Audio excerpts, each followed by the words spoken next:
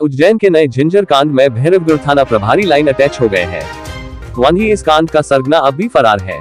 8 ड्रमों में भरी 1600 litre spirit, 35 kilo urea बरामद करने के बाद भी पुलिस ने सर्च अभियान चला रही है। उज्जैन के भैरवगढ़ थाना क्षेत्र के ग्राम सिपावरा स्थित खेत में स्प्रीट से भरे ड्रम रखे होने की सूचना पुलिस टीम को मिली। पुलिस मौके पर पहुंची तो पता चला कि यहां स्प्रीट में यूरिया मिलाकर नकली शराब बनाने की फैक्ट्री शुरू होने वाली थी। पुलिस ने उसके पहले यहां दबिश देकर स्प्रीट से भरे ड्रम और यूरिया जब्त की।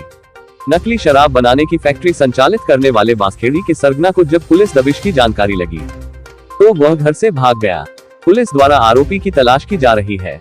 वहीं एसपी द्वारा भैरवगढ़ थाना प्रभारी को लाइन अटैच किया गया है। पुलिस को मुखबिर से सूचना मिली थी कि भैरवगढ़ थाना क्षेत्र के ग्राम सिपावरा में रहने वाले लखन कुमरावत के खेत पर स्प्रीट से भरे ड्रम रखे हुए हैं जिनसे नकली शराब बनाई जाएगी। पुलिस टीम सिपावरा पहुंची। यहां लखन कुमरावत के खेत पर स्प्रीट से भरे 1600 लीटर के 8 ड्रम रखे मिले। यहां मौजूद नौकर से पूछताछ की तो उसने पुलिस को बताया कि उक्त ड्रम नरेंद्र पिता मोहनलाल कुमरावत निवासी बांसखेड़ी के हैं। मौके पर पहुंचे पुलिसकर्मियों ने इसकी जानकारी एसपी सत्येंद्र कुमार शुक्ल को दी, जिसके बाद कलेक्टर आशीष सिंह, एसपी शुक्ल मौके पर पहुंचे और स्प्रीट से भरे ड्रम व 35 किलो यूरिया जब्त कर आरोपियों की गिरफ्तारी के निर्देश दिए। पुलिस टीम बांसखेड़ी में रहने वाले नरेंद्र कुमरावत के घर पहुंची, तब तक वह घर से भाग चुका था। अब उसकी तलाश की जा रही है। एसपी सत्येंद्र कुमार शुक्ल ने बताया कि ग्राम सिपावरा से जब्त स्प्रीट के ड्रम और यूरिया का उपयोग नकली शराब बनाने के लिए किया जाना था। प्रारंभिक जांच में पता चला है कि नरेंद्र कुमरावत द्वारा नकली शराब बनाने की फैक्ट्री पूर्व में संचालित की जा रही थी। बीच में यह काम बंद कर दिया था, लेकिन वह दोबारा नकली शराब बनाने की फैक्ट्री शुरू करने वाला था। मौके से स्प्रीट, यूरिया के अलावा बोतलें, नोजल आदि सामान भी जब्त हुआ है। मुख्य आरोपी नरेंद्र कुमरावत फरार है, जिसकी गिरफ्तारी के प्रयास किए जा रहे हैं। उसके खिलाफ नकली शराब बनाने की धाराओं के अलावा एनएसए के तहत कार्रवाई की जाएगी। पुलिस सूत्रों ने बताया कि नरेंद्र कुमरावत द्वारा स्प्रीट, यूरिया व अन्य नशीली गोलियों के माध्यम से नकली शराब बनाकर विक्रय का कार्य लंबे समय से किया जा रहा था। राजनीतिक पार्टी से जुड़ा होने और लेन देन के कारण भैरवगढ़ थाना पुलिस द्वारा उस पर अब तक कार्रवाई नहीं की गई। पिछले वर्ष लॉकडाउन में भी उसने लाखों रुपयों की नकली शराब का विक्रय किया था। कार्य में लापरवाही के चलते एसपी द्वारा थाना प्रभारी ब्रिजेश श्रीवास्तव को लाइन हाजिर किया है। साथ ही एसपी शुक्ल ने कहा कि थाने के किसी भी पुलिसकर्मी की संलिप्तता सामने आती है तो उसके विरुद्ध कार्रवाई की जाएगी।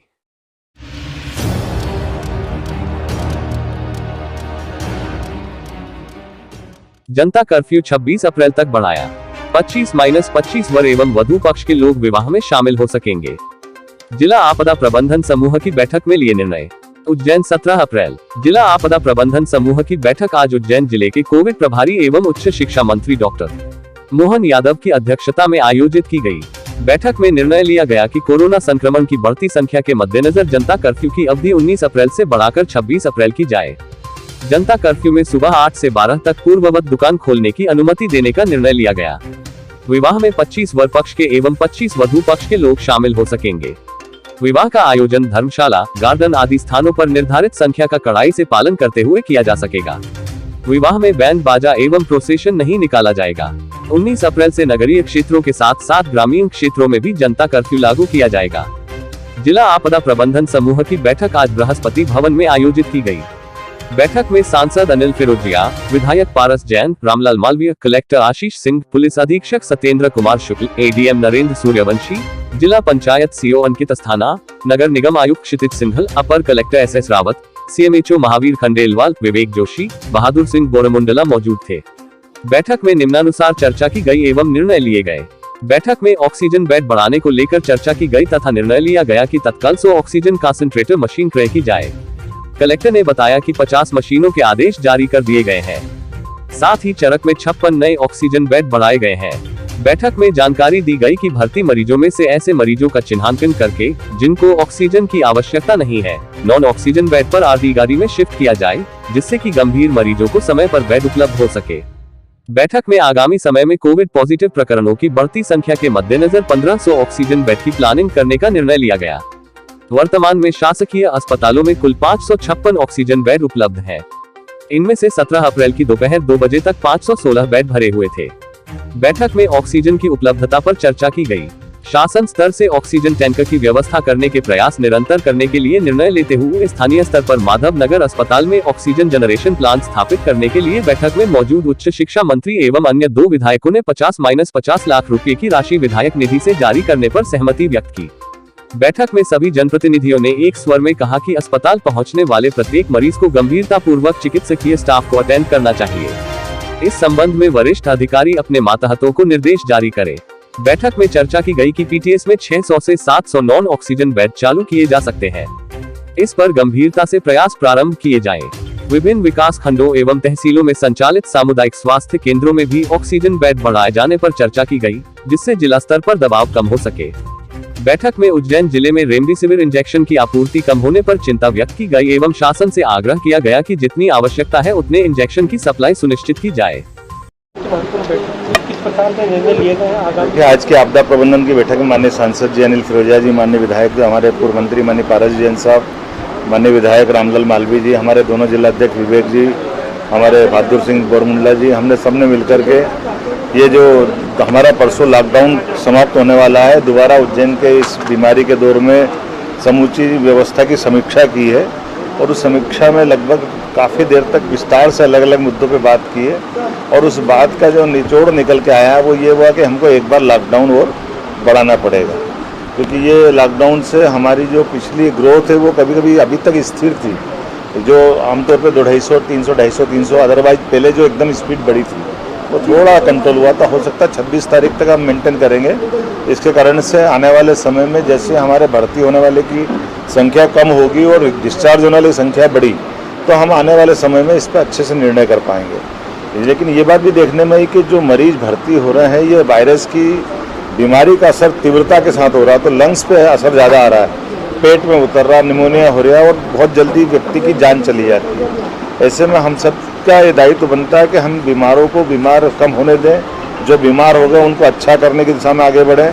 तो दोनों तरह से हमने काम करा। कुछ हमारे पास मान ली हमारे सभी जनप्रतिनिधि आज हमने कहा भाई विधायक निधि से हम 50-50 लाख देते हैं ताकि जो ये ऑक्सीजन से संबंधित जो संसाधन लाना करना हो या हमारी माधवनगर की या सिटी वाले हॉस्पिटल की क्षमता बढ़ जाए, इस पर भी हमने सहमति दी है और साथ साथ कोशिश ये कर रहे हैं कि ऑक्सीजन की निरंतरता बनी रहे, इंजेक्शन की निरंतरता बनी रहे और ख़ास करके जो बीच में शादी ब्याह का समय आ गया है, ऐसे शादी ब्याह के समय की दृष्टि से हमने जो लिमिटेशंस बनाया है कि दूल्हा पक्षों के 25 और दुल्हन पक्ष 25, कुल मिलाकर के 50 लोगों में ये शादी ब्याह कर ले, इस बात पे भी हमारी सहमति बनी कि जो लगन लिखा गए हैं तो ऐसे में इनको ये चीज़ों की गुंजाइश देना पड़ेगी। ये बात भी सही है कि जो बाकी सामग्री संबंधित जो दूल्हा दुल्हन की जैसे कहीं उसके कपड़े या कहीं सोना चांदी का या कहीं बर्तन की, तो लॉकडाउन के दरमियान ही वो उनका प्रबंधन कर दे और इसके बाद में किसी को छूट नहीं देगी। तो अगली बार हम जब अपना 26 तारीख तक का लॉकडाउन होगा फिर दोबारा इस पर विचार करेंगे आगे कैसे क्या करना रहेगा। तब तक आप सबसे अपील है कि हम सब अपने घरों में रहें, लॉकडाउन का सख्ती से पालन करें, गरीबों की मदद करें। कुल मिलाकर के जो संसाधन वैश्विक बीमारी के आधार पर चल रहे हैं वो कोई से छिपे नहीं। हम कोशिश कर रहे हैं, माननीय सांसद जी भी, माननीय विधायक जी भी, प्रशासन से भी बात कर रहे हैं, ऊपर से भी तालमेल कर रहे हैं और जनता से सहयोग की बात भी करेंगे। लेकिन अभी हमको अपने आप खुद के बचाना है, परिवार को बचाना भी इतना ही नहीं बदलना।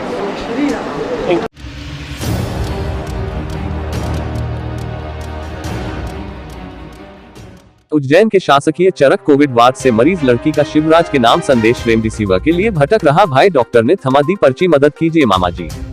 जिम्मेवारों वीडियो में इस लड़की की मार्मिक अपील सुनिए, शायद आपका दिल पसीज जाए। उज्जैन जिले में बढ़ते संक्रमण और सरकार का फेल स्वास्थ्य मैनेजमेंट अब साफ तौर पर नजर आ रहा है। अब तक तो निजी और ट्रस्टी अस्पताल सरकार की नाकामियों के गीत गा रहे थे, लेकिन अब शासकीय कोविड वार्ड से खुद मरीज वीडियो बनाकर प्रदेश के मुखिया शिवराज से मदद की गुहार लगा रहे हैं। जी हां, ऐसा ही एक वीडियो जिले के शासकीय चरक भवन से आया है, जहां भर्ती 23 वर्षीय प्रेक्षा दुबे रेमडेसिविर इंजेक्शन के लिए परेशान होते भाई की पीड़ा और उसके खुद की पीड़ा को व्यक्त कर रही है। वीडियो देख शायद जिम्मेवारों को शर्म आ जाए और बच्ची की मदद हो जाए, वरना अब तक तो हर कोई यही कह रहा है सब व्यवस्था है। दरअसल शहर के सरकारी चरक हॉस्पिटल की 5वीं मंजिल पर बने कोविड वार्ड में 23 साल की लड़की प्रेक्षा दुबे जिंदगी के लिए जंग लड़ रही है। डॉक्टर्स ने रेमडेसिविर इंजेक्शन लिखा है, आपके सरकारी अस्पताल में उपलब्ध नहीं है। छोटा भाई करीब 6 घंटों से संक्रमण के बीच यहाँ वहाँ धक्के खा रहा है। नोडल अधिकारी का कहना है सिर्फ 15 इंजेक्शन आए थे, अब हमारे पास नहीं है। शिवराज जी, इस लड़की की मार्मिक अपील सुन लीजिए, शायद आपका दिल पसीज जाए। माननीय मुख्यमंत्री जी, आप सोशल मीडिया व अन्य प्लेटफॉर्म के द्वारा जनता को आश्वासित तो कर रहे हैं, लेकिन क्या आपके सरकार के जिम्मेवार कर्मियों को इसकी जरा भी चिंता है कि अपने जिले में किस मरीज को क्या जरूरत है? एक तरफ आप गाइडलाइन बनाते हैं, संक्रमित मरीज ही अस्पताल में रहेगा, बाकी उसके परिजन घर में। एक तरफ आप जमीन पर उतरकर हालात देखिए, अगर परिजन घर में रहेंगे तो मरीज के लिए इंजेक्शन कौन लाएगा? कौन उनके लिए सिलेंडर की जुगाड़ करेगा? शर्म आना चाहिए, ऐसे मैनेजमेंट को शर्म आना चाहिए, ऐसे सिस्टम को जो, और उन जिम्मेवारों को जो अपनी जिम्मेवारी से पीछे हट रहे हैं और कई लोग उनकी लापरवाही का शिकार हो रहे हैं। हेलो शिवराज सर, मैं प्रेक्षा दुबे हूँ और मैं 7 दिन से एडमिट हूँ और मुझे डॉक्टर ने रेमडेसिविर इंजेक्शन लिखे हैं। इन्होंने कहा था कि हॉस्पिटल में मिल जाएंगे। एक इंजेक्शन तो मिल गया, एक लग गया अभी तक मुझे। पर अभी आज मेरी फैमिली काफ़ी परेशान हो रही है। बाहर भी अवेलेबल नहीं है। परसों लगा था 2150 का, अभी मिल नहीं रहा है। यहाँ काफ़ी लोगों को नहीं लगा है, सब परेशान हो रहे हैं इंजेक्शन के लिए। प्लीज़ आप कैसे भी करके इसकी आपूर्ति पूरी कराएं। सब बहुत परेशान हो रहे हैं।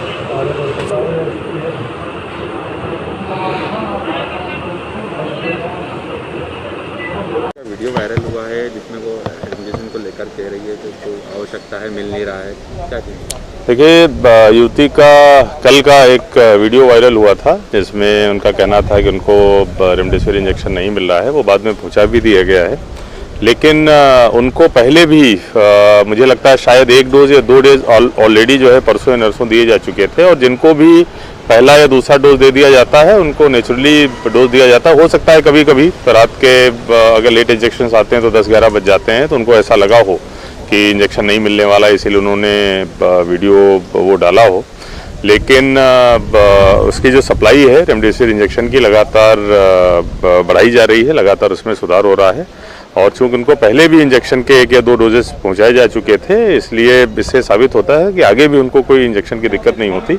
और उनके वीडियो वायरल होने के साथ ही उसी के आसपास उन तक इंजेक्शन पहुंचा भी दिया गया था।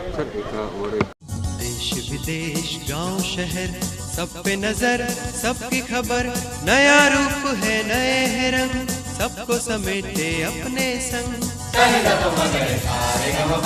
आपका अपना शहर का सपना दैनिक अवंतिका, दैनिक अवंतिका, दैनिक अवंतिका। खेल, राजनीति, फिल्मी बातें, सब कुछ ही हम इसमें पाते। घर, होटल, ऑफिस या दफ्तर, क्लर्क, प्यून या हो फिर अफसर, सबका चहेता, सबका प्यारा दैनिक अवंतिका।